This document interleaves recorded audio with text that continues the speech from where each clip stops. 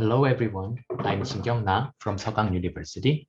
First of all, I would like to thank Aisha and Alex for organizing this wonderful symposium and also for giving me this opportunity to share my research with you. Today, I'm going to talk about individualism and collectivism during the COVID-19 pandemic.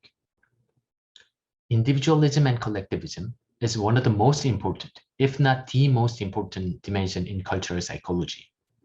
Accordingly, this dimension has been applied to many different kinds of cultural differences, ranging from self-concept, cognition, emotion, to actual behaviors.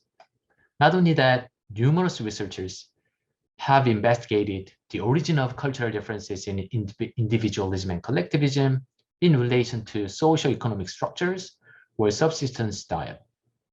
More relevant to the present research, pathogen prevalence or pathogen-related threats are proposed as an ecological foundation for collectivism. We believe the current pandemic can offer a unique opportunity to test this proposed relation between pathogen threats and collectivism. And therefore, we investigated whether, and if so, how, collectivism would vary during the pandemic in Korea. So COVID-19. The first pneumonia case of unknown cause was reported in November 2019. Since then, it has been widespread. So the WHO eventually declared a pandemic in March 2020. As of June in 2022, approximately 540 million people were infected with a death toll of more than 6 million people.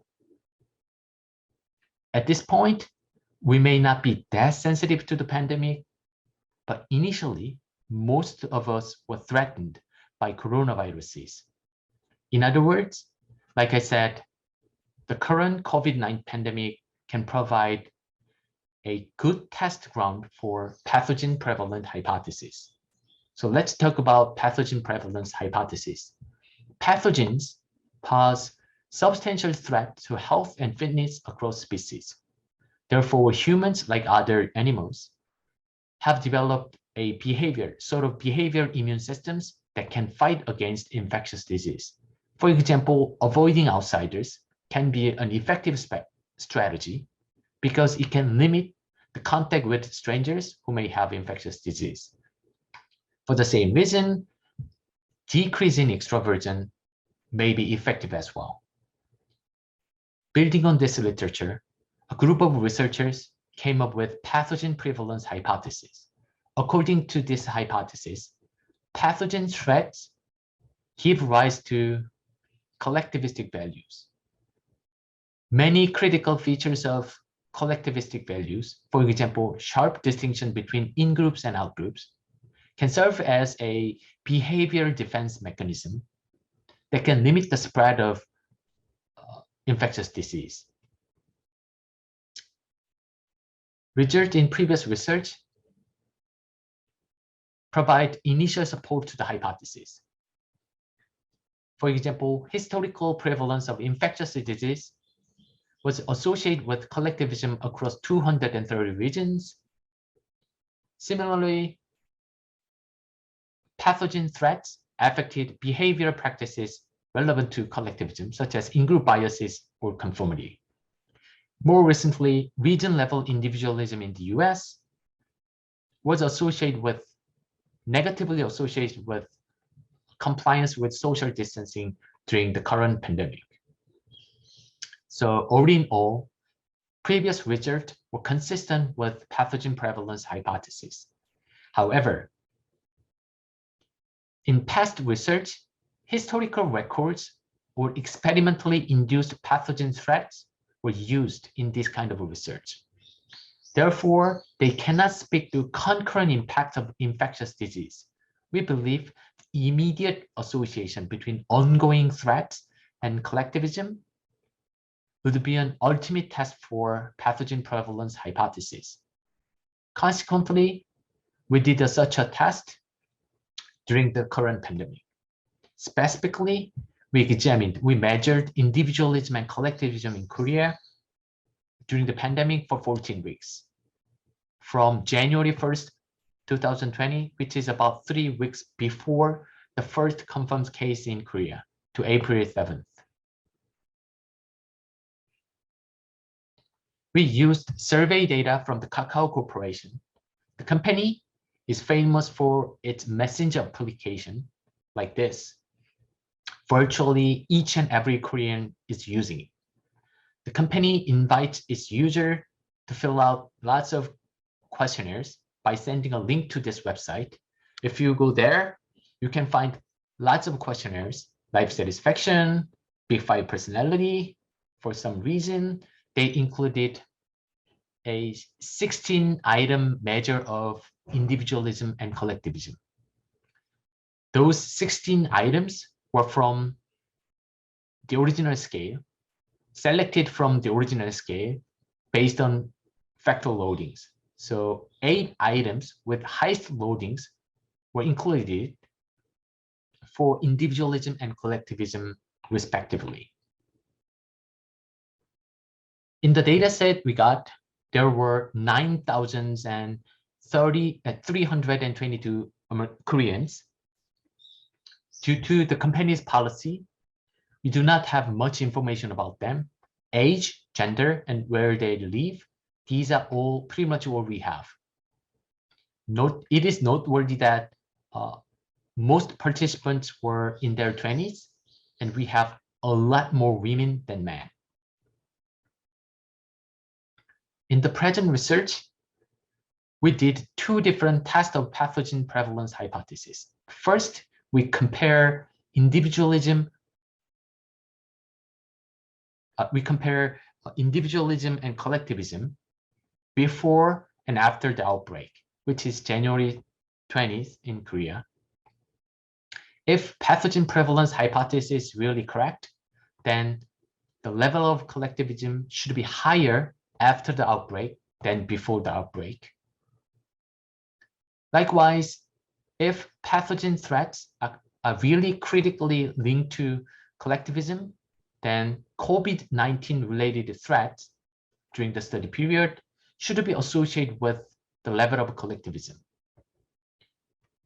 COVID-19 related threats are defined as the number of daily confirmed cases. In this analysis, we also used a subsample of participants who completed the survey after the outbreak. We used age and gender as a control variables. In addition, at the time in Korea, confirmed cases largely came from one specific reason, Daegu Gyeongbu. Therefore, whether participant lived in this region or not is included as a control variable as well. Since some participants completed the survey more than twice, we used multi-level modeling. This is what we did in this multi-level modeling, and we used a significant level of 0.001 since we have lots of participants in our data set. So let's look at the result. First, mean differences. First of all, we did not find any significant differences in individualism between before and after the outbreak. However, consistent with pathogen prevalence hypothesis, the level of collectivism was higher after the outbreak than before the outbreak. How about association? Here, black dots represent the number of daily confirmed cases on any given day. Gray dots, mean level of individualism on that day. And then this solid black line, trajectory of individualism during the study period. As you can see here, there seems no association between confirmed cases and individualism. In contrast, and also consistent with pathogen prevalence hypothesis, trajectory of collectivism showed a similar pattern to that of confirmed cases. The results from our analysis were consistent with this observation. Specifically, individualism was not significantly associated with daily confirmed cases. However, again, consistent with pathogen prevalence hypothesis, collectivism was significantly associated with daily confirmed cases. To sum up, the results from the present research were consistent with pathogen prevalence hypothesis. First, the level of collectivism was higher during the pandemic than before the pandemic in Korea. In addition, the daily average of collectivism was significantly associated with daily number of confirmed cases during the study period. Now, discussions / implications. So the present research, unlike previous research, shows concurrent impact of pathogen-related threat on collectivism. We showed immediate association between ongoing threat and collectivism.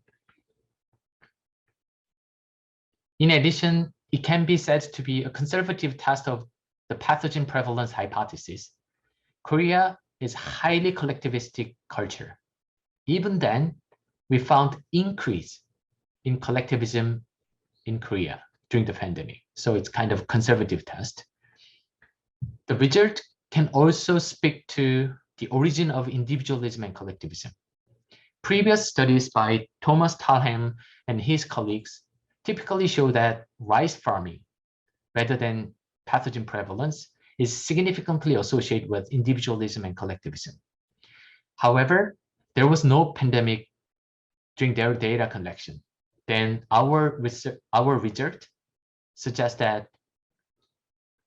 in the presence of realistic threats, pathogens may have stronger impact on collectivism than what previous research may indicate. Finally, it is also interesting that we did not find any significant result for individualism. Both individualism and collectivism are a multifaceted concept. Therefore, future research should investigate exactly what aspect of individualism and what aspect of collectivism is related to pathogen-related threats. So finally, these are my collaborators / co-authors. Without their help, nothing would have been possible in this project. So I wanted to acknowledge their contribution. And thank you for your time and attention.